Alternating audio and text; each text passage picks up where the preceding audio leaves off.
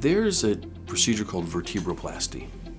There's another term used called kyphoplasty, and they fall under a big envelope of procedure called vertebral augmentation. One is with a balloon and one is without a balloon, and we'll get to that here in a moment. The procedure itself, vertebral augmentation procedures, were designed for people who had compression fractures of their spine. A compression fracture, if you let me show you, is a fracture of the bone on this side of the vertebral column or backbone, and it literally crushes down. And it's due to the fact the bone is so brittle that the sheer weight causes it to crack, and you lose height in that bone as well. About 30 years ago, and it's improved and become more common in that time, a procedure came online called vertebroplasty or vertebral augmentation.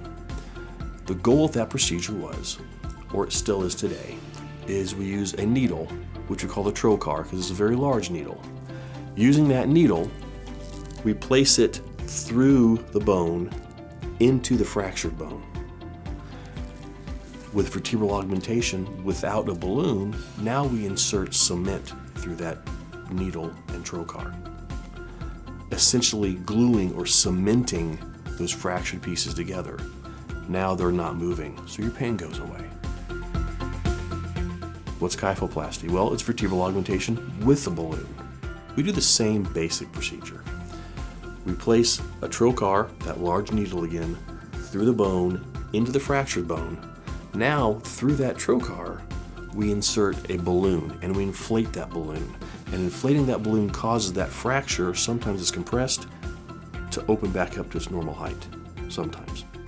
Well, once we insert the balloon, we then deflate it, remove it, and then instill cement again and help cement those pieces together. And again, it's a great procedure. Specifically, look where we were 30 years ago. People were doomed to bed rest as their only treatment.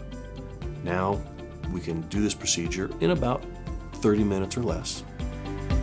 In recovering from the vertebroplasty, at least at our facility, we use anesthesia, not general anesthesia, but we start an IV and make you sleepy. Do the procedure. When you wake up, 10 to 15 minutes after the procedure, your back's still going to be sore because, again, we put a very large needle through your back, and you still might have some of your pain you had from previously. But give it several hours, and that pain should resolve.